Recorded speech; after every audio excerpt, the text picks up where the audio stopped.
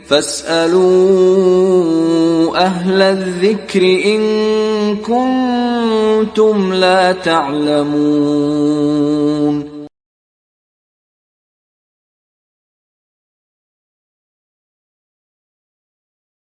فإن أصدق الحديث كتاب الله وأحسن الهدي هدي محمد صلى الله عليه وسلم وشر الأمور محدثاتها وكل محدثة بدعة وكل بدعة ضلالة وكل ضلالة في النار. محترم و مکرم حاضرین مجلس، بزرگوں، دوستوں، اسلامی بھائیوں اور پردہ نشین ماں و بہنوں، اللہ کے فضل و کرم سے گزشتہ کئی ہفتوں سے مسلسل ہم علامہ عبدالعزیز بن عبداللہ بن باز رحمہ اللہ کی ایک بہت ہی اہم کتاب الدروس المہمہ لعامۃ الامہ کا درس سن رہے ہیں، جس کتاب کے اندر شیخ ابن باز رحمہ اللہ نے عام لوگوں کے لیے دین کے جو ضروری مسائل ہیں ان مسائل کو بیان کیا ہے۔ اس سے پہلے کے دروس میں آپ کے سامنے ارکان اسلام کے متعلق بحثیں چل رہی تھیں۔ ارکان اسلام کے متعلق بعض ضروری باتیں آپ کے سامنے پیش کی گئی تھیں۔ 5 ارکان میں سے 4 ارکان کے متعلق الحمدللہ ابھی تک ہمارے سامنے باتیں آ چکی ہیں۔ 5واں رکن جو کہ حقیقت میں ارکان اسلام کی ترتیب میں دوسرا رکن ہے، نماز کا، اس بارے میں چونکہ اس کے مسائل بہت زیادہ ہیں، اس لیے کہا گیا تھا کہ انشاءاللہ چاروں ارکان کے ذکر کرنے کے بعد آخر میں 5ویں رکن کے بارے میں جو کہ حقیقت میں دوسرا رکن ہے نماز، اس کے متعلق بیان کیا جائے گا۔ کتاب کی جو ترتیب ہے، علامہ ابن باز رحمہ اللہ نے نماز کے مسائل کو جو کہ ارکان اسلام میں سے ہیں، یہ ارکان ایمان کے بعد بیان کیا ہے، یعنی کتاب کے آخر میں چاروں ارکان کے ذکر کے بعد پھر ارکان ایمان کو، چاروں ارکان اسلام کے ذکر کے بعد ارکان ایمان کو بیان کیا ہے، ایمان کے 6 ارکان، اس کے بعد پھر نماز کے مسائل کو بیان کیا ہے۔ لیکن مناسب معلوم ہوتا ہے کہ پہلے ارکان اسلام کے متعلق تفصیلی باتیں آ جائیں، پھر انشاءاللہ ارکان ایمان کے بارے میں ہم تفصیلی باتیں پڑھیں گے۔ اس لیے انشاءاللہ آج کے اس درس میں اسلام کے دوسرے رکن نماز سے متعلق باتیں شروع ہوں گی۔ نماز یہ اسلام کا دوسرا رکن ہے اور عبادات میں بہت ہی اہم عبادت ہے۔ آپ اس کی اہمیت کا اندازہ اس بات سے لگا سکتے ہیں کہ مشہور تابعی عبداللہ بن شقیق رحمہ اللہ بیان کرتے ہیں کہ صحابہ اکرام میں سے کسی کو ہم نے نماز کے علاوہ کسی دوسرے عمل کے بارے میں یہ عقیدہ رکھتے ہوئے نہیں دیکھا جس کے ترک کرنے پر کفر کا فتویٰ لگاتے ہو۔ عبداللہ بن شقیق رحمہ اللہ کیا کہتے ہیں کہ صحابہ اکرام اگر کوئی شخص نماز ترک کر دیتا، نماز چھوڑ دیتا تو اسے کافر سمجھتے تھے۔ نماز کے علاوہ کوئی دوسرا عمل نہیں تھا جس کے ترک کرنے پر کفر کا فتویٰ لگاتے ہوں۔ اس لیے جب ایمان اور کفر کا مسئلہ بیان کیا جاتا ہے کہ فلاں عقیدہ رکھنے سے اسلام سے انسان خارج ہو جاتا ہے، کافر ہو جاتا ہے، تو ساتھ میں علماء نماز کے مسئلے کو بھی ذکر کرتے ہیں کہ اگر کوئی تارک صلاۃ ہو، نماز چھوڑ رہا ہو، تو وہ بھی دار اسلام سے خارج ہو جائے گا، کافر ہو جائے گا۔ اس بارے میں انشاءاللہ آگے بحث آئے گی۔ تو اس سے نماز کی اہمیت کا پتہ چلتا ہے کہ نماز کتنا اہم رکن ہے کہ جس کے ترک کرنے پر کفر کا بھی فتویٰ لگ سکتا ہے اور ایک انسان دار اسلام سے خارج ہو سکتا ہے۔ نماز کی صحت کے لیے بہت سارے شروط ہیں، ان میں سے ایک اہم شرط ہے کہ بندہ باوضو ہو۔ اگر بغیر وضو کے کسی نے نماز پڑھ لی تو گرچہ بہت خشوع خضوع کے ساتھ رو کر گڑ گڑا کر اللہ رب العالمین کے سامنے اس نے نماز پڑھی ہے، پھر بھی بغیر وضو سے نماز پڑھنے کی وجہ سے اس کی نماز کیا ہو جائے گی؟ باطل ہو جائے گی، اس کی نماز قبول نہیں کی جائے گی۔ تو نماز شروع کرنے سے پہلے اسے وضو کرنا ضروری ہے، اسے پاک صاف ہونا ضروری ہے، طاہر ہونا ضروری ہے. اگر کوئی بندہ ناپاک ہو, نجس ہو, تو اس کی نماز قابل قبول نہیں ہوگی, اس کی نماز صحیح نہیں ہوگی. تو نماز کی صحت کے لیے ایک بنیادی شرط یہ ہے کہ انسان باوضو ہو, پاک ہو. پاکی کے تعلق سے 3 اہم چیزیں ہیں جن کا پاک ہونا ایک نمازی کے لیے ضروری ہے. پہلی چیز ہے کہ اس کا جسم پاک ہو, جسم کے اندر کوئی نجاست, کوئی گندگی نہ لگی ہوئی ہو, چاہے وہ حسی طور پر کوئی نجاست ہو یا حکمی طور پر. حسی کا مطلب ہے کہ ایسی نجاست جو دیکھی جا سکے, جیسے پیشاب پاخانے وغیرہ ہے یا ناپاک خون ہے. ابھی انشاءاللہ اسی درس میں کون کون سی چیزیں ناپاک ہیں جن سے بچنا ایک نمازی کے لیے ضروری ہے, ابھی اس کا بیان آئے گا. تو ایک تو ظاہری نجاست ہے کہ جسم پر کوئی ظاہری نجاست لگی ہوئی ہے, اس سے پاک ہونا ضروری ہے. اور دوسری نجاست کی قسم ہے جو معنوی نجاست ہے. بظاہر ان ننگی آنکھوں سے آپ دیکھ نہیں سکتے اس نجاست کو, لیکن شریعت نے اسے نجس مانا ہے. مثلا کوئی شخص جنبی ہو جائے, کوئی بالغ شخص احتلام ہو جائے, اپنی بیوی سے ہم بستری کرے, تو ایسے شخص کو بھی کیا کہا جائے گا؟ نجس کہا جائے گا. حکماً یہ نجاست ہے, اس کے ہاتھ میں, اس کے جسم میں نجاست لگی ہوئی نہیں ہے. لیکن اگر کوئی شخص جنبی ہے اور جنابت کی حالت میں نماز پڑھ لے, اس کی نماز نہیں ہوگی. اس کے لیے غسل ضروری ہے, جب تک وہ غسل نہیں کرے گا تب تک اس کی نماز نہیں ہوگی. تو دونوں طرح کی نجاست سے, جو بظاہر نظر آتی ہو اس نجاست سے بھی طہارت ضروری ہے, اور اس نجاست سے بھی طہارت ضروری ہے جسے شریعت نے نجس مانا ہے, جس کے ہوتے ہوئے ایک انسان نماز نہیں پڑھ سکتا. تو ایک ہے پہلی چیز, جسم کا طاہر ہونا ضروری ہے, پاک ہونا ضروری ہے. دوسری چیز, جو کپڑا وہ پہنا ہوا ہے اس کپڑے کا بھی پاک ہونا ضروری ہے.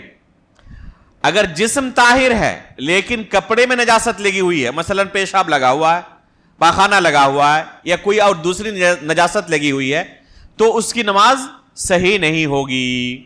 اگر بعد میں بھی پتا چلے کسی شخص نے مثلا کسی ایسے کپڑے میں نماز پڑھ لی جس میں کسی نے پیشاب کر دیا تھا, اسے بعد میں پتا چلا نماز کے بعد کہ میں گھر سے نکلا تھا, بچے نے 3 سال کا بچہ ہے, پیشاب کر دیا اس کپڑے میں, بعد میں وہ پیشاب کیا ہو, سوکھ گیا ہے. آپ آئے گھر باہر سے, آپ نے اسی کپڑے کو پہنا اور نماز ادا کر لی.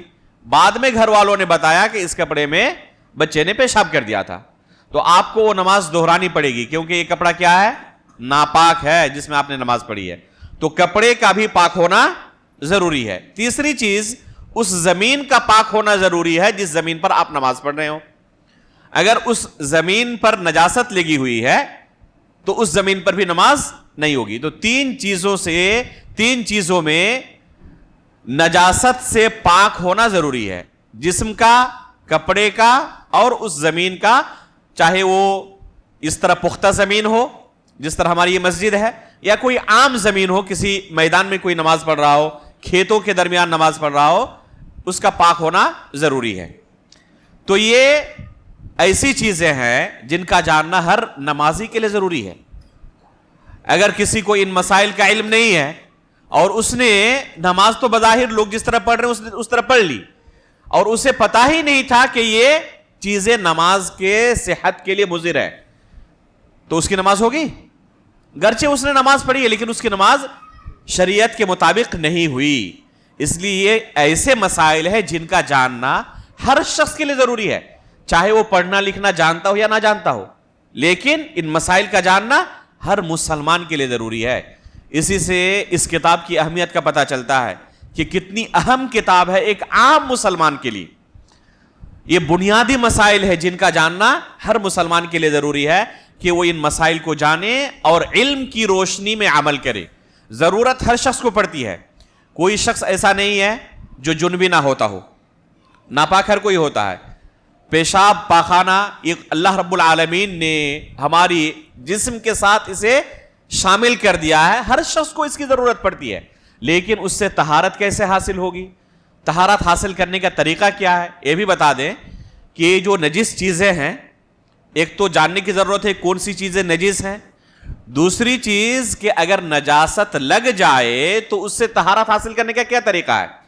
کپڑے میں نجاست لگے اس کے طہارت کا طریقہ دوسرا ہے، زمین پر نجاست لگے اس کے طہارت کا طریقہ دوسرا ہے، چپل وغیرہ پر نجاست لگے اس کے طہارت کا طریقہ دوسرا ہے، جسم پر نجاست لگے اس کے طہارت کا طریقہ دوسرا ہے۔ نجاست کی مختلف قسمیں ہیں، الگ الگ نجاست کا طریقہ بھی دوسرا ہے۔ مثلا پیشاب لگے اس کے طہارت کا طریقہ کچھ الگ ہے، اور پاخانہ لگے یا کوئی اور دوسری نجاست لگے جن کا تذکرہ ابھی آئے گا، جیسے خنزیر کا گوشت ہے، کتے کا گوشت ہے، یہ سب نجس ہیں، تو ان سے نجاست کا طریقہ کیا، الگ الگ طریقے ہیں۔ تو ظاہر سی بات ہے کہ ہر شخص کو ان چیزوں کی ضرورت پڑتی ہے، نجاست سے اس کا روز آنے کا واسطہ پڑتا ہے، تو ان چیزوں سے طہارت کیسے حاصل ہوگی؟ اگر اس نے کسی دوسرے طریقے سے اسے پاک کیا، ایک مثال میں دے رہا ہوں، کتا اگر برتن میں آ کر منہ ڈال دے اور اس سے کچھ کھا لے، اب اگر کوئی شخص کپڑے کو جس طرح پاک کیا جاتا ہے اسی طریقے سے اس برتن کو پاک کرے، وہ برتن پاک ہوگا؟ وہ برتن اب تک ناپاک ہی ہے، وہ پاک نہیں ہوا ہے۔ تو ایک مثال بس میں نے دی، تو ہر نجاست سے طہارت کا طریقہ الگ الگ ہے، تو ان چیزوں کو سیکھنا ہر بندے کے لیے ضروری ہے جو اپنے آپ کو مسلمان ہونے کا دعویٰ کرتا ہے۔ انشاءاللہ اس درس میں گرچہ تھوڑا وقت لگے، ان چیزوں کو انشاءاللہ رک رک کر ہم بیان کریں گے تاکہ ہر بندہ ان ضروری مسائل کو سمجھ جائے۔ سب سے پہلی چیز، ایک بندے کو وضو کے لیے کس چیز کی ضرورت پڑتی ہے؟ پانی کی۔ اللہ رب العالمین نے طہارت حاصل کرنے کا ہمیں دو وسیلہ دیا ہے، ایک پانی ہے اور دوسرا مٹی ہے۔ پانی اگر نہ ہو یا پانی موجود ہو لیکن استعمال کرنے پر قادر نہ ہو، اس کی مختلف صورتیں ہو سکتی ہیں۔ جب وضو کا طریقہ اور تیمم کا طریقہ بیان کریں گے تو تیمم کن صورتوں میں جائز ہے اسے بیان کیا جائے گا۔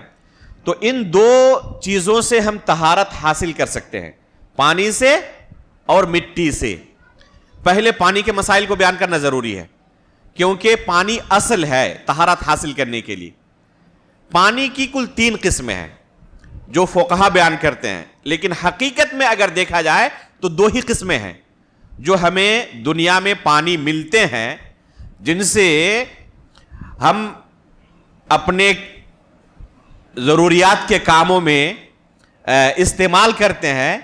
تو حقیقت میں دنیا میں 2 طرح کے ہمیں پانی ملتے ہیں، یا تو وہ پاک ہے یا ناپاک ہے، بس۔ فقہائے کرام فقہ کی کتابوں میں ایک تیسری قسم کے پانی کا تذکرہ کرتے ہیں۔ وہ تیسری قسم کیا ہے؟ کہ وہ پاک ہو لیکن اس سے طہارت حاصل کرنا جائز نہ ہو۔ بذات خود وہ پانی کیا ہے؟ پاک ہے، لیکن اس سے آپ وضو نہیں کر سکتے، اس سے غسل نہیں کر سکتے۔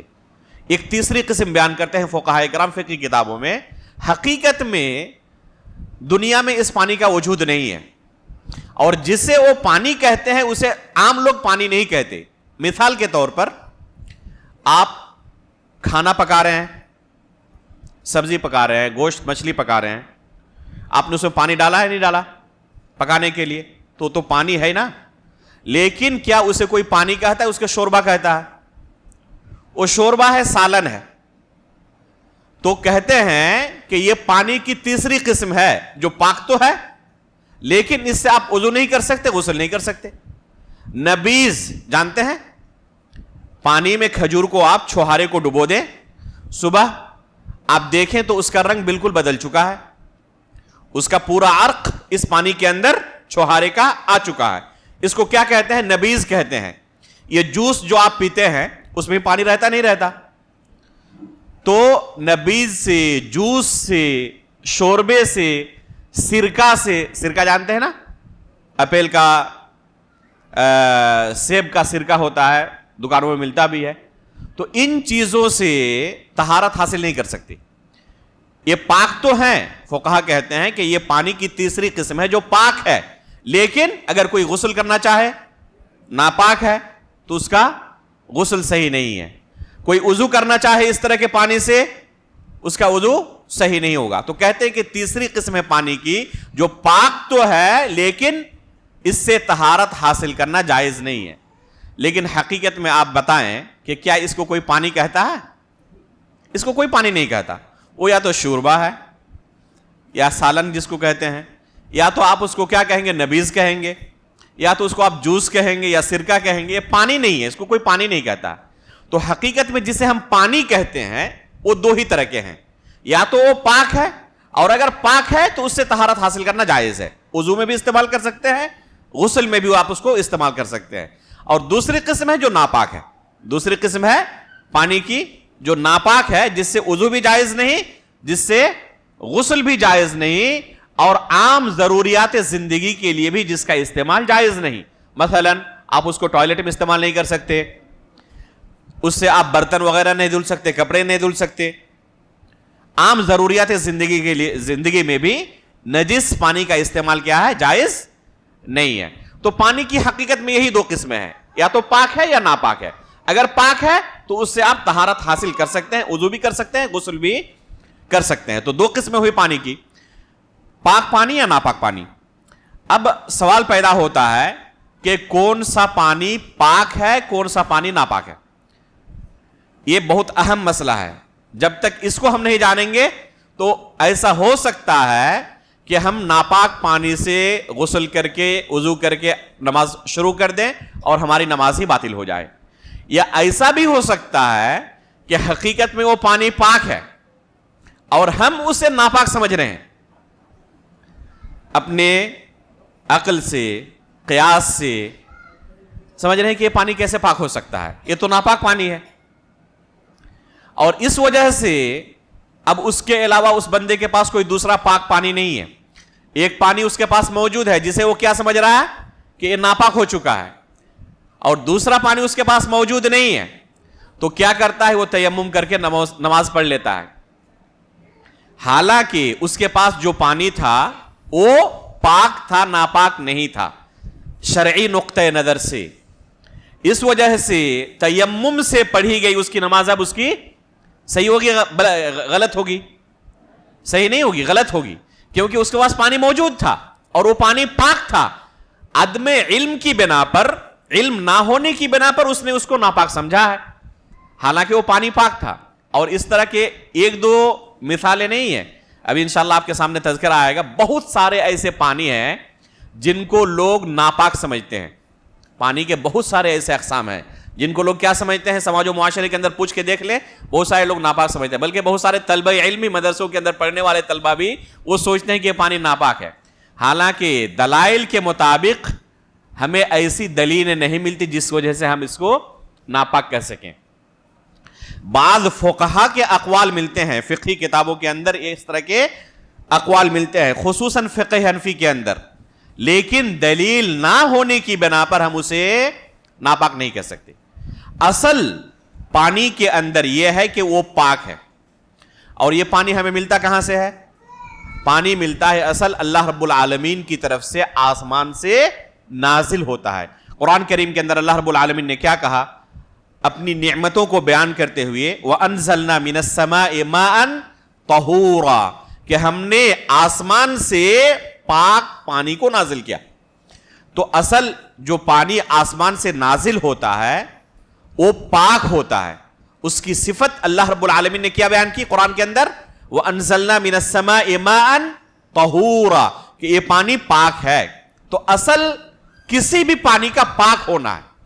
اس وقت تک ہم اس پانی کو ناپاک نہیں کہہ سکتے جب تک کہ ہمارے پاس اس کے ناپاک ہونے کی شرعی دلیل موجود نہ ہو. کسی عالم کے, کسی مفتی کے کہنے کی وجہ سے ناپاک نہیں ہو جائے گا وہ. ہم اس سے دلیل کا مطالبہ کریں گے کہ آپ اس کو ناپاک کہہ رہے ہیں, دلیل پیش کریں کتاب و سنت سے. اگر انہوں نے دلیل پیش کی تب تو تسلیم کریں گے, ورنہ صرف کسی کا فتویٰ ہونے کی وجہ سے پانی ناپاک نہیں ہو جائے گا. تو اصل یہ ہے پانی کے اندر ہے کہ وہ پاک ہے, ناپاک نہیں ہے. تو بہت سارے اقسام ہیں پانی کے جس کو ہم پاک پانی کے زمروں میں شمار کر سکتے ہیں. پہلے نمبر پر آسمان کا پانی, جس کے بارے میں قرآن کی آیت گزری آپ کے سامنے, وَأَنزَلْنَا مِنَ السَّمَاءِ مَاءً طَهُورًا, تو آسمان سے نازل ہونے والا پانی ایک دم خالص ہے, پاک ہے. اس کے ناپاکی کے بارے میں ذرہ برابر بھی کسی کے ذہن میں اشکال نہیں آنا چاہیے, شبہ نہیں پیدا ہونا چاہیے, پتہ نہیں یہ پانی پاک ہے یا ناپاک ہے, اس طرح کا شبہ ذہن میں نہ آئے. یہ پانی پاک ہے, اللہ رب العالمین نے قرآن کریم کے اندر اس کے پاک ہونے کا اعلان کیا ہے. وَأَنزَلْنَا مِنَ السَّمَاءِ مَاءً طَهُورًا. اسی طرح قرآن کریم کی دوسری آیت ہے, اللہ رب العالمین کا ارشاد ہے, وَيُنَزِّلُ عَلَيْكُم مِّنَ السَّمَاءِ مَاءً لِيُطَهِّرَكُم بِهِ. اللہ رب العالمین فرماتے ہیں کہ اللہ رب العالمین نے تمہارے لیے آسمان سے پانی نازل کیا تاکہ تم کو پاک کرے. تو آسمان سے نازل ہونے والا جو پانی ہے اس کی بنیادی صفت یہ ہے کہ وہ دوسروں کو پاک کرنے کی صلاحیت رکھتا ہے. دوسری قسم ہے پانی کی جسے ہم پاک پانی کے زمرے میں شامل کر سکتے ہیں, وہ ہے برف. وہ ہے برف. برف اگر آپ کو ملے کسی پہاڑ میں, بہت سارے دنیا کے اندر پہاڑ موجود ہیں جو برف کے پہاڑ ہیں. آپ بہت سارے ممالک میں چلے جائیں, آپ کو پورا پورا پہاڑ ملے گا جو برف سے ڈھکا ہوا ہے. اس کو آپ پگھلائیں, آگ پر رکھیں, اس پہاڑ کیا کہتے ہیں برف کو, وہ کیا ہو جائے گا, پانی ہو جائے گا. اس پانی سے آپ طہارت حاصل کر سکتے ہیں, اس پانی سے طہارت حاصل کر سکتے ہیں. اس کے طاہر ہونے کی دلیل کیا ہے؟ اللہ رب العالمین نے اس پانی کو پاک کیا ہے. اس کی دلیل رسول اللہ صلی اللہ علیہ وسلم کی وہ حدیث ہے جسے اللہ کے رسول نے دعائے ثنا کے طور پر ہمیں سکھایا ہے. پوچھا گیا اللہ کے رسول سے کہ اللہ اکبر کہنے کے بعد سورہ فاتحہ کی تلاوت شروع کرنے سے پہلے کچھ دیر آپ رکے رہتے ہیں, خاموش رہتے ہیں, اس دوران کیا پڑھتے ہیں؟ تو اللہ کے رسول نے کیا کہا؟ ایک حدیث میں اللہ کے رسول نے فرمایا کہ اس دوران میں اللہم باعد بینی وبین خطایایا کما باعدت بین المشرق والمغرب, یہ دعا آخر تک اللہ کے رسول نے ذکر کیا کہ یہ دعا میں پڑھتا ہوں. اس کے اندر آخری جو جملہ ہے اس میں کیا ہے؟ اللہم اغسل خطایایا بالماء والثلج والبرد, کہ اللہ رب العالمین میرے گناہوں کو دھل دے. کس سے؟ پانی سے, برف سے اور اولے سے. تو اس سے پتا چلا کہ برد بھی اور ثلج بھی, ثلج کس کو کہتے ہیں؟ برف کو کہتے ہیں. اسی سے جو فریز ہے نا, تو اس کو عربی میں ثلاجہ کہتے ہیں. فریز کو عربی میں کیا کہتے ہیں؟ ثلاجہ, کیونکہ یہ برف کرنے والا ہوتا ہے, فریز کرنے والا ہوتا ہے. تو یہ برف جو ہے, یہ حدیث اس بات کی دلیل ہے کہ یہ پاک ہے. یہ حدیث اس بات کی دلیل ہے کہ پاک ہے. تیسری قسم پانی کے جس کو ہم پاک پانی کے زمرے میں شامل کر سکتے ہیں, وہ ہے کہ جو بھی آپ کو نہر کے اندر یا کسی چشمے میں یا کسی دریا میں یا کسی ندی میں یا کسی کنویں میں پانی مل جائے, وہ پانی پاک ہے. نہر میں ہو, ندی میں ہو, دریا میں ہو, نالے میں ہو, کنویں میں ہو, چشمے میں ہو, کہیں پر بھی آپ کو کوئی پانی ملے, وہ پانی کیا ہے؟ پاک ہے. وہ پانی ناپاک نہیں ہے. اس کی بے شمار دلیلیں ہیں, اس کی بے شمار دلیلیں ہیں. صحابہ اکرام, ابو ہریرہ رضی اللہ تعالیٰ عنہ کی حدیث ہے اور یہ بلوغ المرام کی پہلی حدیث ہے. ابو ہریرہ رضی اللہ تعالیٰ عنہ روایت کرتے ہیں کہ ایک شخص نے اللہ کے رسول سے سوال کیا, اللہ کے رسول, ہم دریا کا سفر کرتے ہیں اور ہمارے پاس پینے کا پانی بہت زیادہ نہیں ہوتا, تھوڑا سا پانی ہم لے کر جاتے ہیں, میٹھا پانی پینے کے لیے. سمندر کا پانی قریب ہوتا ہے لیکن وہ پینے کے لائق نہیں ہوتا. تو صحابہ اکرام نے پوچھا کہ ہم کیا کریں؟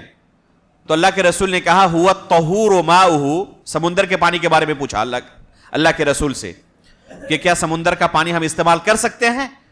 ظاہر سی بات ہے پینے کے علاوہ بھی بہت ساری اور ضروریات ہیں نا, پینے کے علاوہ بہت ساری ضروریات ہیں. تو کیا ان ضروریات کے لیے سمندر کے پانی کو استعمال کر سکتے ہیں؟ اللہ کے رسول نے کیا کہا؟ ایک عام قاعدہ بیان کیا, اور یہ جملہ اللہ کے رسول کا جوامع الکلم ہے, یعنی مختصر ایک جملہ اللہ کے رسول نے بیان کیا, لیکن اگر اس کی شرح کی جائے تو مہینوں کی ضرورت ہے. اللہ کے رسول نے فرمائی هو الطہور ماؤه الحل میتته, سمندر کا پانی پاک ہے اور اس کا مردار حلال ہے. ایک جملہ بس, هو الطہور ماؤه الحل میتته.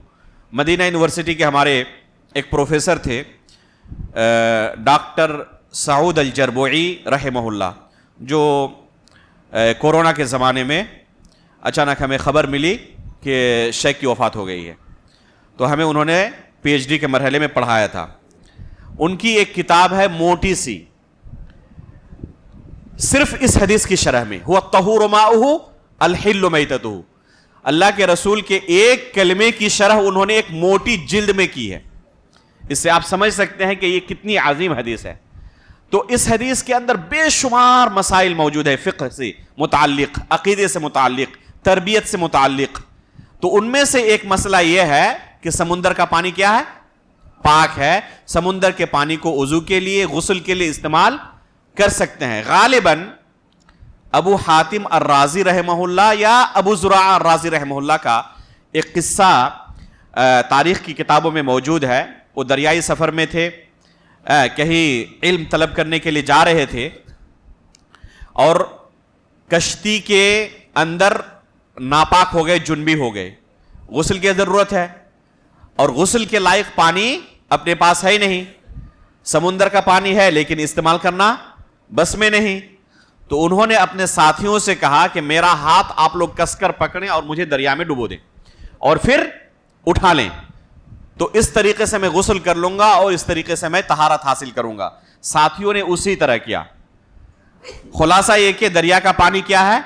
پاک ہے. اگر کوئی استعمال کر سکتا ہو تو اس میں کوئی حرج نہیں ہے. یہ حدیث اس بات کی دلیل ہے. اسی طرح کنویں کا پانی, اس بارے میں علی رضی اللہ تعالیٰ عنہ کی مشہور حدیث ہے کہ اللہ کے رسول صلی اللہ علیہ وسلم نے زمزم کا پانی طلب کیا, اس سے پیا اور پھر آپ نے اس سے وضو بھی کیا. بہت سارے لوگ جو حج کرنے کے لیے, عمرہ کرنے کے لیے جاتے ہیں, پوچھتے ہیں کہ کیا زمزم کے پانی سے وضو کر سکتے ہیں؟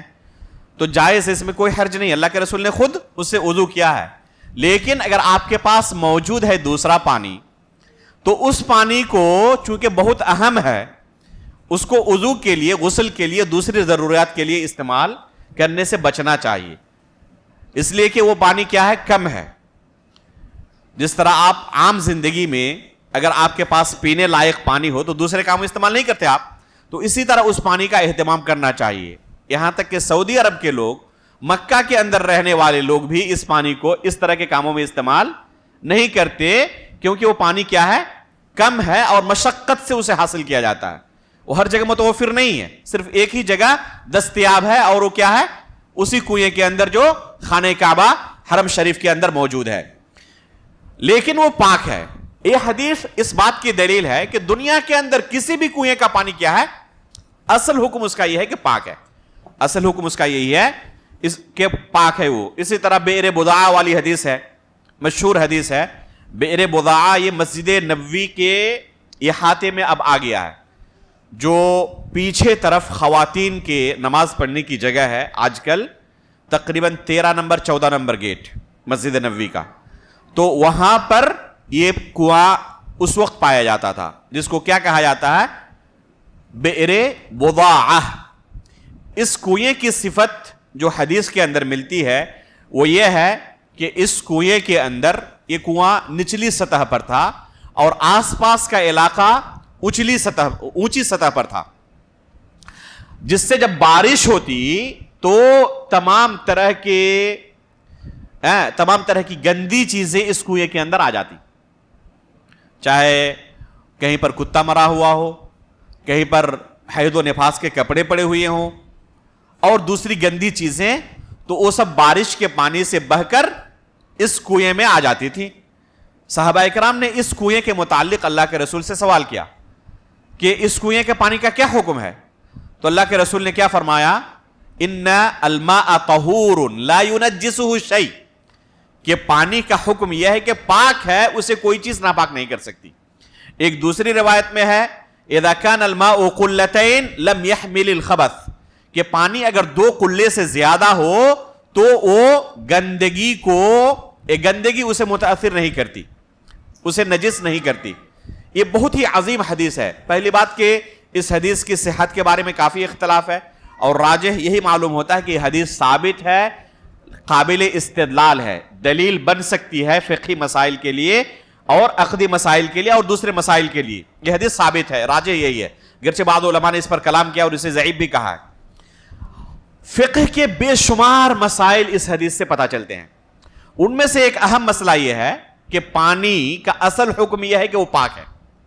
اگر اس میں نجاست گر جائے اور نجاست گرنے کے بعد اس پانی کے وصف کو نہ بدل دے, اور یہ چیز جان لیں کہ پانی کے 3 اوصاف ہیں, اچھی طرح یاد کر لیں. پانی کا اپنا ایک جو مزہ ہوتا ہے, اس کا جو ذائقہ ہوتا ہے, ایک وصف ہے. دوسرا اس کا رنگ, اور تیسرا ہے اس کی بو. رنگ, بو, مزہ. رنگ, بو, مزہ, یہ پانی کے 3 اوصاف ہیں. ان میں سے کوئی ایک وصف گندگی پڑنے کی وجہ سے اگر بدل جائے, تینوں میں سے کوئی ایک وصف, اس کو اچھی طرح یاد کر لیں. یہ انتہائی عظیم قاعدہ ہے. ہمیشہ آپ کو کسی بھی پانی کے متعلق فیصلہ کرنا ہو تو آپ کو یہ قاعدہ مدد دے گا. کسی گندگی کے پڑنے کی وجہ سے اگر پانی کے اوصاف ثلاثہ میں سے 3 اوصاف میں سے کوئی ایک وصف بدل جائے, اس کا رنگ بدل جائے, یا اس کی بو بدل جائے, یا اس کا ذائقہ بدل جائے, مزہ بدل جائے, تو وہ پانی کیا ہے؟ ناپاک ہے. اگر گندگی پانی کے اندر واقع ہوئی, پڑی, لیکن ان میں سے کوئی ایک وصف بھی نہیں بدلا ہے, تو اس پانی کو کیا کہیں گے؟ ہم پاک کہیں گے, ناپاک نہیں کہیں گے. یہ حدیث دلیل ہے. پوچھا گیا اللہ کے رسول سے کہ بئر بضاعہ میں کتے کا گوشت, حیض و نفاس کے خون کے کپڑے پڑتے ہیں, تو کیا اس پانی کو استعمال کیا جا سکتا ہے؟ تو اللہ کے رسول نے کیا کہا؟ ان الماء طہور لا ينجسه شیء, کہ پانی اصل یہ ہے کہ پاک ہے, کوئی چیز اسے ناپاک نہیں کرتی, کیونکہ اس کا پانی بہت زیادہ تھا. اور ان چیزوں کے پڑنے سے رنگ, بو, مزہ میں سے کوئی چیز نہیں بدلتا, کوئی چیز نہیں بدلتی, رنگ, بو اور مزہ. تو دوسری روایت کیا ہے؟ اذا كان الماء قلتين لم يحمل الخبث, کہ اگر 2 قلے سے زیادہ ہو. 2 قلے کے بارے میں بہت سارے اقوال موجود ہیں, اس کا خلاصہ یہ ہے کہ پانی بہت زیادہ ہو. تو اگر پانی بہت زیادہ ہے تو پانی بہت زیادہ ہونے کی صورت میں گندگی پڑنے کی وجہ سے وہ پانی متاثر نہیں ہوتا, وہ پانی ناپاک نہیں ہوتا. مثال کے طور پر آپ کے پاس 500 لیٹر کا ایک ڈرم ہے پانی کا, ٹھیک ہے, اس ڈرم میں ایک آدھ قطرہ اگر پیشاب پڑ جائے تو کیا رنگ, بو, مزہ میں سے کوئی بدلے گا؟ رنگ, بو, مزہ میں سے کوئی چیز نہیں بدلے گی. اس پانی کو شرعی نقطہ نظر سے آپ کیا کہیں گے؟ ناپاک یا پاک کہیں گے؟ یہ پانی پاک ہے. یہ الگ بات ہے کہ آپ کا دل اسے استعمال کرنا چاہے یا نہ کہے. اگر آپ کا دل قبول نہیں کر رہا ہے کہ اس میں پیشاب کا ایک قطرہ میں نے خود اپنی آنکھوں سے دیکھا ہے گرتے ہوئے, اب اسے کیسے استعمال کریں؟ تو استعمال نہ کرنا ایک الگ چیز ہے. آپ کا دل نہ کہے. مثلا اگر آپ کے کپڑے پر شوربہ گر جائے, آپ ابھی کھانا کھا رہے تھے اور غلطی سے کیا ہوا, 1 چمچ شوربہ آپ کے گوشت کا کپڑے پر گر گیا, تو اس کپڑے کو پہن کر آپ لوگوں کے سامنے آ سکتے ہیں؟ کوئی نہیں آئے گا. لیکن کیا اس کو ناپاک کہہ سکتے ہیں؟ تو دل کا نہ کرنا الگ چیز ہے, لیکن اس وجہ سے ہم اس پر ناپاکی کا حکم نہیں لگا سکتے, وہ پاک ہے. تو اسی طرح وہ پانی جس میں نجاست گری ہے اور تینوں اوصاف میں سے کوئی وصف نہیں بدلا ہے, تو اس پانی کو کیا کہیں گے ہم؟ وہ پانی پاک ہے, وہ پانی ناپاک نہیں ہے. اگر کسی نے وضو کے لیے, غسل کے لیے استعمال کیا تو وہ پاک ہوگا, اس کا وضو صحیح ہے, اس کی نماز اس وضو سے صحیح مانی جائے گی, اور اس پانی کے رہتے ہوئے اس کے لیے تیمم جائز نہیں ہوگا. تو یہ ہے تیسری قسم جسے ہم پاک پانی کے زمرے میں شامل کر سکتے ہیں. چوتھی قسم ہے اگر کوئی پاک چیز پانی کے ساتھ مل جائے اور رنگ بو مزہ بدل جائے. سمجھے؟ پانی آپ کے پاس موجود ہے, ابھی ہم نے تھوڑی دیر پہلے کہا ناپاک چیز اس کے ساتھ خلط ملط ہو جائے, مل جائے. ابھی چوتھی قسم ہم کیا بیان کر رہے ہیں کہ اس پانی کے ساتھ کوئی پاک چیز مل جائے اور ملنے کی وجہ سے اس کا رنگ بو مزہ بدل جائے, تو اس وجہ سے وہ پانی پاک رہے گا, ناپاک نہیں ہوگا. اس وجہ سے اس کو پانی کیا کہیں گے آپ؟ پاک کہیں گے, ناپاک نہیں کہیں گے. مثلا کوئی کسی برتن میں آٹا گوندھ رہا تھا, اب اس برتن میں پھر پانی ڈالا گیا تو آٹے کا اثر اس پانی میں ہلکا پھلکا آ گیا ہے, اس کو پانی ہی کہا جائے گا. کسی کو ہی پوچھے اس کو کوئی شوربا نہیں کہے گا یا کوئی دوسرا نام نہیں دے گا, اس کو پانی ہی کہے گا اس کو. تو اس پاک چیز کے ملنے کی وجہ سے اس کا رنگ بدل گیا, نہیں بدل گیا؟ ہو سکتا ہے کہ بو بھی اور مزہ بھی اس کا بدل جائے, تو اس وجہ سے وہ ناپاک نہیں ہوگا, وہ پاک پانی ہے, اس سے طہارت جائز ہے. اسی طرح بہت لمبی مدت تک کسی ایک جگہ میں پانی جمع رہنے کی وجہ سے کیا ہو جاتا ہے, اس کا رنگ بدل جاتا ہے, ٹیسٹ بھی بدل جاتا ہے, اس کا ذائقہ بھی کیا ہوتا ہے, بدل جاتا ہے. اس میں کوئی ناپاک چیز نہیں ملی ہے, لمبی مدت صرف رہنے کی وجہ سے اس کا رنگ بدل چکا ہے, ہو سکتا ہے بو بھی بدل چکا ہو, مزہ بھی بدل چکا ہو.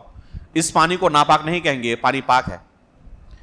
آپ نے دیکھا ہوگا گاؤں دیہات میں جو کنویں وغیرہ ہوتے ہیں وہ پختہ اینٹوں سے بناتے ہیں جو, تو دیوار پر کچھ عجیب و غریب قسم کے پودے اگ آتے ہیں ایک لمبی مدت تک رہنے کی وجہ سے.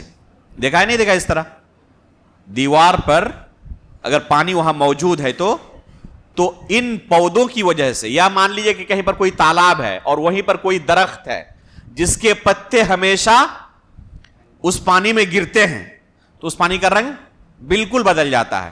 جو اوریجنل اس کا کلر ہے, جیسے ابھی آپ اس پانی کو نکالا اور اس پانی کو وہاں سے لائیں, ایک بالٹی وہاں سے ایک بالٹی یہاں سے, دونوں کے رنگ میں آسمان و زمین کا فرق ہوتا ہے, تو رنگ اس کا بدل گیا نا. لیکن جس چیز سے اس کا رنگ بدلا ہے وہ پاک چیز ہے, ناپاک نہیں ہے. یہ پتے جو ہیں درخت کے یہ پاک ہیں, تو اس وجہ سے اس پانی کو ہم کیا کہیں گے؟ پاک کہیں گے, ناپاک نہیں کہیں گے. اس پانی کے ہوتے ہوئے آپ کے لیے تیمم کرنا جائز نہیں ہوگا. وضو کے لیے بھی صحیح ہے, غسل کے لیے بھی وہ پانی صحیح ہے. اسی طرح پانچویں قسم ہم ذکر کریں گے کہ اگر مائع مستعمل ہے, یعنی استعمال شدہ پانی, تو وہ پانی بھی پاک ہے. استعمال شدہ پانی پاک ہے, ناپاک نہیں ہے. استعمال شدہ پانی کا مطلب کسی نے غسل کیا, ٹھیک ہے, یا وضو کیا, اور وہ پانی وضو کا کسی بالٹی میں جا کر جمع ہو رہا ہے. اب جو اس بالٹی میں پانی جمع ہوا ہے وہ پانی مستعمل ہے, استعمال کیا جا چکا ایک مرتبہ وضو یا غسل میں, اور کوئی نجاست نہیں لگی ہے.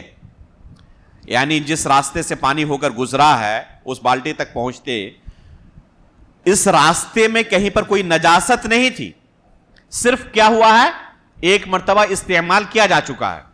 اس کو کہتے ہیں مائع مستعمل, استعمال شدہ پانی, یوزڈ واٹر, ٹھیک ہے. اس پانی کو دوبارہ اگر کوئی شخص استعمال کرنا چاہے وضو کے لیے, غسل کے لیے, تو یہ پانی طاہر ہے, مطہر ہے, پاک ہے اور دوسروں کو پاک کرنے کی صلاحیت رکھتا ہے. علماء احناف بہت سارے اس پانی کو ناپاک کہتے ہیں, مائع مستعمل کو ناپاک کہتے ہیں. اس کے ناپاک ہونے کی کوئی دلیل ہمیں نہیں ملتی ہے, بلکہ جو دلائل ملتے ہیں اللہ کے رسول صلی اللہ علیہ وسلم کی احادیث میں اس کے پاک ہونے کے لیے ہی اشارہ کرتے ہیں. مثلا مسور رضی اللہ تعالیٰ عنہ اور دوسرے صحابہ اکرام سے مروی ہے کہ نبی صلی اللہ علیہ وسلم جب وضو کرتے تو صحابہ اکرام وضو سے گرنے والے پانی کو لینے کے لیے آپس میں جھگڑ پڑتے, لڑ پڑتے.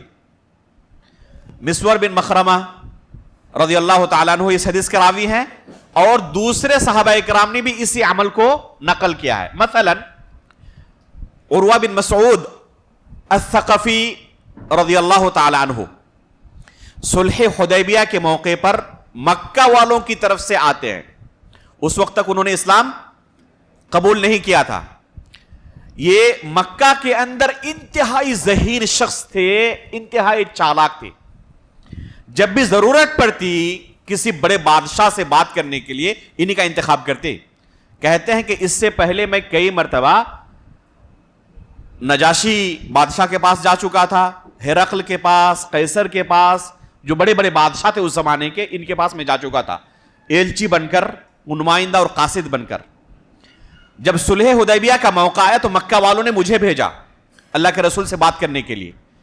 یہاں پر آ کر انہوں نے اللہ کے رسول اور صحابہ اکرام کو اپنی آنکھوں سے دیکھا کہ کیسے صحابہ اکرام اللہ کے رسول کے ساتھ تعامل کرتے ہیں. جا کر مکہ والوں کو انہوں نے سنایا. جس وقت سنا رہے تھے کیا تھے, وہ کافر تھے, مسلمان نہیں ہوئے تب تک. جا کر مکہ والوں کو بیان کر رہے ہیں کہ مکہ والے, اس سے پہلے میں کئی بادشاہوں کے پاس جا چکا ہوں, لیکن اب تک میں نے اپنی آنکھوں سے وہ منظر نہیں دیکھا جو اللہ کے رسول کے پاس اور آپ کے صحابہ کے پاس دیکھا ہوں. اتنا احترام دنیا میں کوئی کسی کا کر سکتا ہو ممکن نہیں ہے. اتنی تعظیم کرتے ہیں اللہ کے رسول کے صحابہ اللہ کے رسول کی کہ آنکھ اٹھا کر دیکھتے نہیں. مجلس میں ایسے بیٹھے رہتے ہیں گویا کہ ان کے سر پر پرندے ہوں. کوئی حکم کرتے ہیں تو اتنی جلدی اس کام کو بجا لاتے ہیں کہ ایک دوسرے پر سبقت کرتے ہیں کہ پہلے میں کروں گا. وضو کرتے ہیں, اور یہی محل شاہد ہے, جب وضو کرتے ہیں تو آپ کے جسم سے پانی زمین پر گر نہیں پاتا, اس سے پہلے کوئی اپنے ہاتھ پر لے کر اسے جسم پر مل لیتا ہے. تو اتنی تعظیم میں نے کسی بادشاہ کے پاس نہیں دیکھی. غور کریں کہ جو صحابہ اکرام اللہ کے رسول صلی اللہ علیہ وسلم کی اتنی تعظیم کر سکتے ہوں, اگر اللہ کے رسول صلی اللہ علیہ وسلم کی یوم پیدائش کو منانا بھی نیکی کا کام ہوتا, چھوڑ سکتے تھے؟ لیکن اسی ہفتے بہت سارے لوگ حب رسول کے نام پر, محبت رسول کے نام پر یہ کام کرتے ہیں اور کریں گے ابھی. اللہ رب العالمین ہدایت دے. جو صحابہ اکرام اللہ کے رسول سے اس قدر محبت کر سکتے ہوں, اس قدر اللہ کے رسول کی تعظیم کر سکتے ہوں, تو اگر یہ بھی جائز ہوتا تو چھوڑ سکتے تھے؟ نہیں چھوڑ سکتے تھے. تو یہ حدیث دلیل ہے کہ استعمال شدہ پانی کیا ہے, پاک ہے. اگر ناپاک ہوتا تو اللہ کے رسول روکتے نہیں روکتے ان کو. اسی طرح ام المؤمنین میمونہ رضی اللہ تعالی عنہا اور دوسرے امہات المؤمنین سے منقول ہے صحیح احادیث میں کہ اللہ کے رسول صلی اللہ علیہ وسلم اور امہات المؤمنین غسل جنابت کرتے ایک ہی برتن سے, اور دونوں کے ہاتھ برتن میں جا کے ملتے اور اس سے پانی لیتے اور اپنے جسم پر ڈالتے تھے. تو جو پہلی مرتبہ پانی لیا تو ہاتھ میں پانی رہے گا نہیں رہے گا کچھ, پھر جب دوسری مرتبہ اسے ڈالیں گے تو استعمال شدہ پانی اس پانی میں گرا. اگر یہ پانی ناپاک ہوتا تو گویا کہ اس پانی کو ناپاک پانی لگا ہے, اور اللہ کے رسول نے کبھی منع نہیں کیا اس چیز سے. تو ایک نہیں بے شمار دلائل ہیں اس بات کے کہ استعمال شدہ پانی پاک ہے, ناپاک نہیں ہے. لوگ جو اسے ناپاک سمجھتے ہیں یہ غلط فہمی ہے.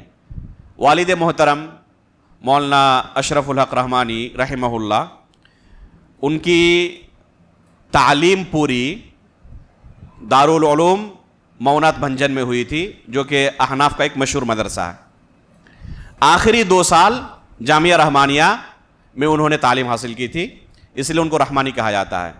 مولانا نذیر حسین امیلوی رحمہ اللہ, مرآت المفاتیح کے مصنف شیخ الحدیث عبید اللہ رحمانی اس وقت وہاں کے مدرسین میں سے تھے. آخری 2 سال والد محترم نے یہاں پر تعلیم حاصل کی. خود کہتے تھے کہ آخری 2 سال اگر میں رحمانیہ میں نہ پڑھا ہوتا تو علماء احناف کا ایک زبردست عالم ہوتا میں, اور بہت بڑا مناظر ہوتا. لیکن ان کی زندگی چونکہ اسی ماحول میں گزری تھی, اور یہ ہوتا ہے کہ جو جس ماحول میں پرورش پاتا ہے بہت ساری چیزیں غیر شعوری طور پر, غیر محسوس طریقے سے اس کے اندر آ جاتی. اور اسے وہ سمجھ نہیں پاتا کہ میں غلطی پر ہوں. تو والد محترم سے اس مسئلے پر، مائع مستعمل پر، ایک لمبے عرصے تک میرا مناقشہ ہوا جب میں پڑھ رہا تھا مدینہ جانے سے پہلے. پھر اللہ رب العالمین کے فضل و کرم سے کئی مسائل میں والد محترم کے ساتھ اختلاف تھا، اور حد درجہ احترام کے باوجود چونکہ یہ شریعت ہے، اور شریعت کے معاملے میں سلف کے بے شمار آپ اس طرح کے یہ پائیں گے کہ اپنے قریبی رشتہ داروں کو بھی نہیں بخشتے تھے. جہاں شریعت ہے وہ سب پر مقدم ہے، گرچہ اپنے والد محترم پر، اپنے بھائی پر، اپنے بیٹے پر کلام کرنا پڑے وہ ہچکچاتے نہیں تھے. تو ایک لمبی مدت تک میں نے والد محترم کے خلاف اس مسئلے میں لوگوں کو بتایا، اور والد محترم نے کبھی اس کا برا نہیں مانا، لیکن وہ اپنی رائے پر اڑے ہوئے تھے کہ یہ پانی کیا ہے؟ ناپاک ہے، چونکہ ان کے اساتذہ سے ان کو یہی تعلیم ملی تھی. اللہ کے فضل و کرم سے ایک مدت کے بعد ان کا شرح صدر ہوا، اور پھر انہوں نے قبول کیا کہ اس پانی کو ناپاک کہنے کی حقیقت میں کتاب و سنت کے اندر کوئی دلیل نہیں ملتی، اس کو پاک ہی کہا جائے گا. تو یہ پانی کیا ہے؟ پاک ہے، حقیقت میں ناپاک نہیں ہے. دوسری قسم ہے ناپاک پانی کی. یہ پہلی قسم ہوئی جس کو ہم پاک پانی کہیں گے. ناپاک پانی کی دوسری قسم یہ ہے، کس کو ہم ناپاک پانی کہیں گے؟ جس پانی میں کوئی گندگی گر گئی ہو، نجاست گر گئی ہو، اس پانی کو ناپاک کہا جائے گا. لیکن صرف نجاست گرنے کی وجہ سے ناپاک ہو جائے گا وہ؟ ابھی تھوڑی دیر پہلے بیان کیا میں نے. کب ناپاک ہوگا؟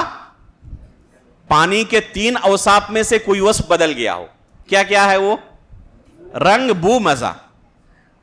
ان 3 اوصاف میں سے کوئی وصف بدلا ہو تب ناپاک کہیں گے، ورنہ ناپاک ہم اس کو نہیں کہہ سکتے.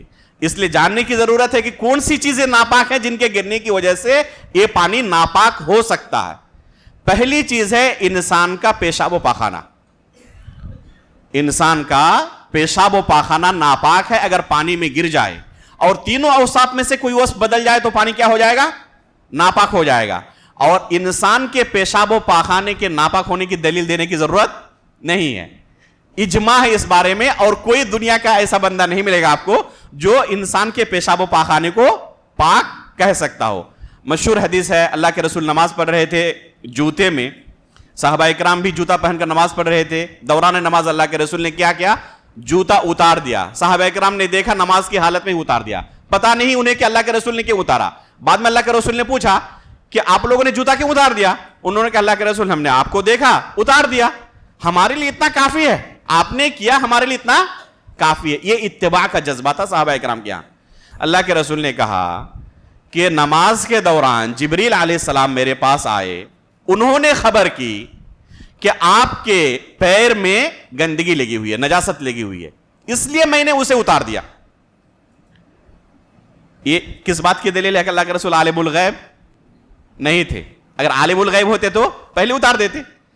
اس لیے آپ لوگوں کے لیے اتارنا صحیح نہیں تھا. اسی جوتے میں آپ نماز پڑھ سکتے تھے. پتا کیا چلا کہ پاخانہ کیا ہے؟ ناپاک ہے، اس میں نماز نہیں ہوگی. یہ پہلی چیز ہے. دوسری چیز جو ناپاک ہے،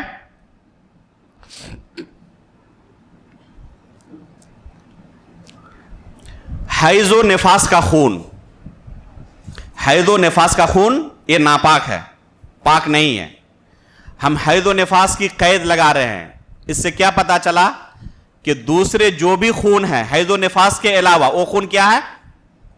پاک ہے، ناپاک نہیں ہے. جیسے آپ کا جسم کٹ جائے اور اس سے جو خون نکلتا ہے، یا آپ کوئی جانور ذبح کر رہے ہیں، مرغی ذبح کر رہے ہیں، اور اس کا خون آپ کے جسم پر آ کے لگ گیا، تو وہ خون کیا ہے؟ پاک ہے یا ناپاک ہے؟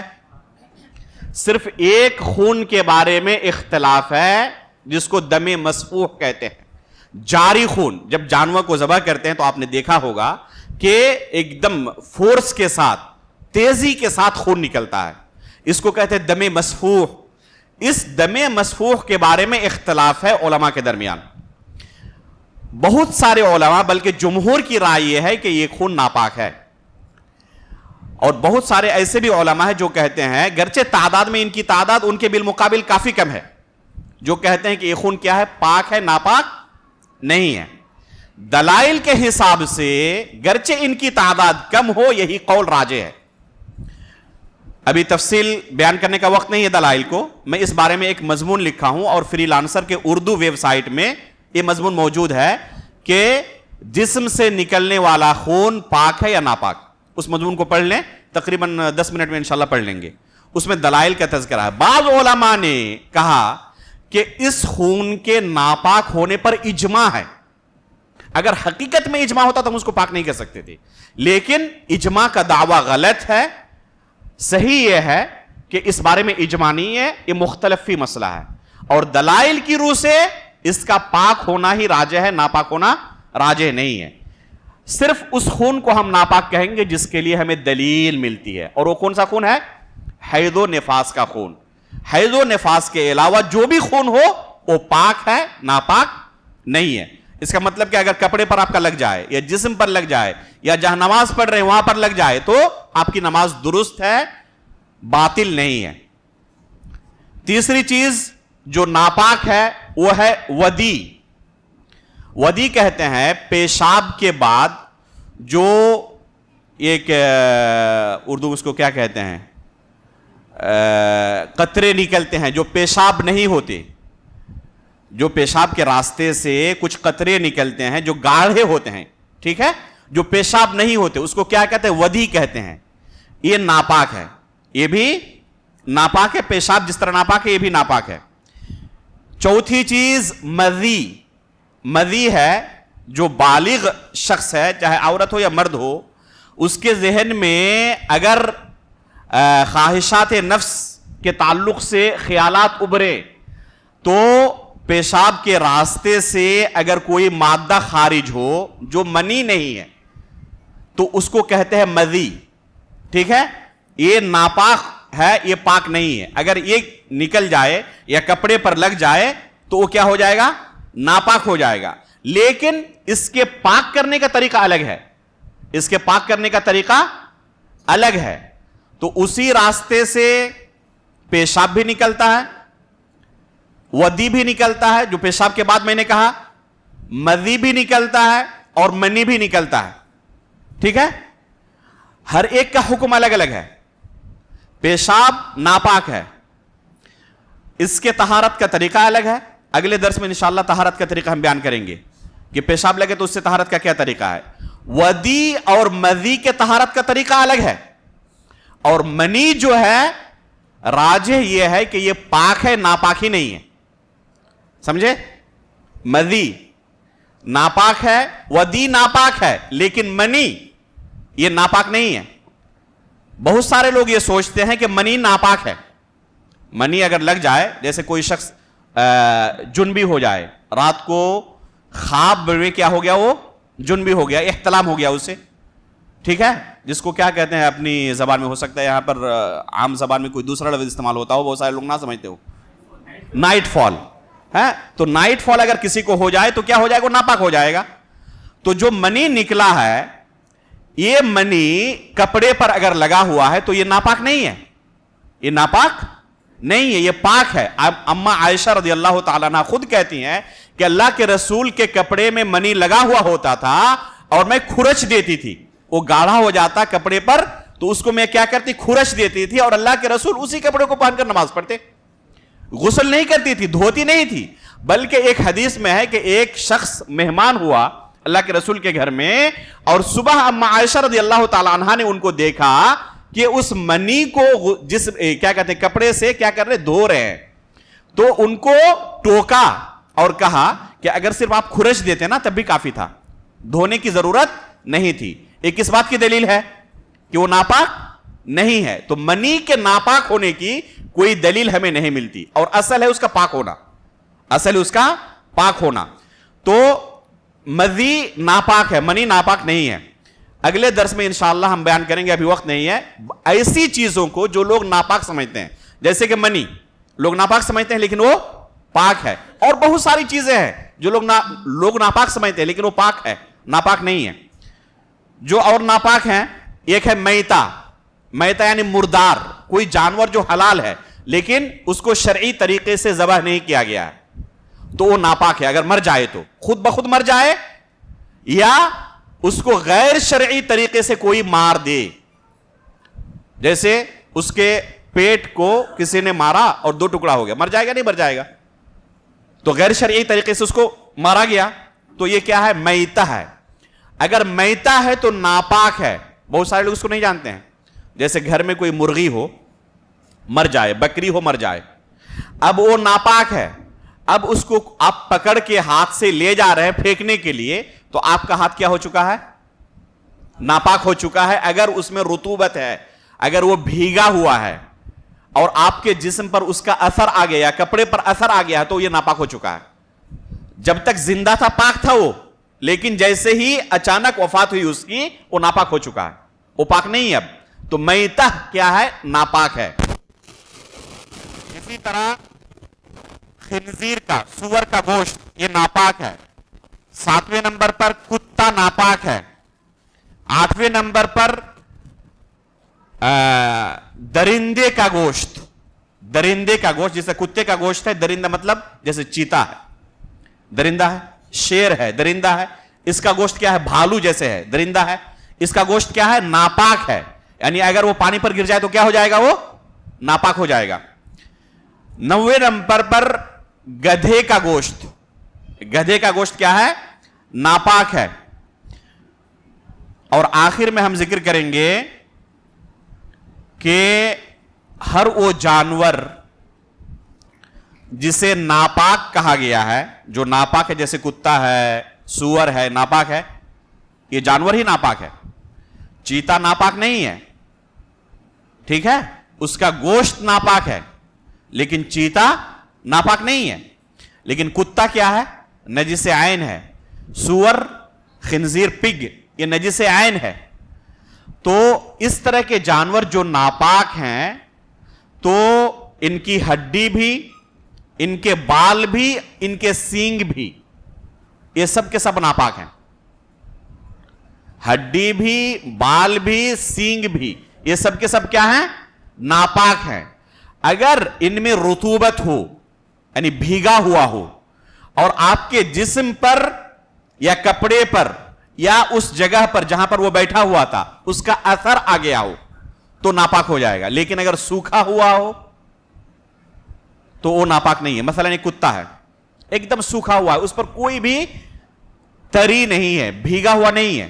اگر وہ کپڑے پر لگ جائے, جسم پر لگ جائے, اور آپ کو یقین ہے کہ اس کا کوئی اثر نہیں آیا ہے, تو اس سے ناپاک نہیں ہوگا, کپڑا پاک ہی رہے گا. یہ چند چیزیں تھیں. آخر میں کچھ چیزوں کو وقت نہ رہنے کی وجہ سے دلیل کے ساتھ ہم بیان نہیں کر سکے. یہ جان لیں کہ جن چیزوں کو ناپاک کیا گیا, ہر ایک کے لیے کتاب و سنت کے اندر دلیل موجود ہے. اپنی طرف سے ہم کسی چیز کو ناپاک یا پاک نہیں کہہ سکتے, ٹھیک ہے. آئندہ درس میں انشاءاللہ آپ کے سامنے بیان کریں گے کہ اگر ناپاک ہو جائے, چاہے کپڑا, چاہے پانی, چاہے آپ کا جسم, چاہے جگہ, تو اس کو پاک کرنے کا طریقہ کیا ہے. اپنے عقل سے آپ نے کوئی طریقہ ڈھونڈا کہ اس طریقے سے ہم پاک کر لیتے ہیں. ہو سکتا ہے کہ آپ سوچ رہے ہو کہ پاک ہو چکا ہے, لیکن شرعی طریقے, شرعی اصول و ضوابط کے مطابق ہو سکتا ہے کہ ابھی بھی وہ ناپاک ہی ہو اور آپ اس کو پاک سمجھ رہے ہو. اس لیے اگلے درس میں حاضر رہیں. انشاءاللہ ان چیزوں سے پاکی حاصل کرنے کا کیا طریقہ ہے بیان کریں گے, اور اس کے بعد وضو کا شرعی طریقہ بیان کریں گے. پھر کن چیزوں سے وضو ٹوٹ جاتا ہے, اور اس کے بعد غسل جنابت کا طریقہ آپ کے سامنے بیان کریں گے.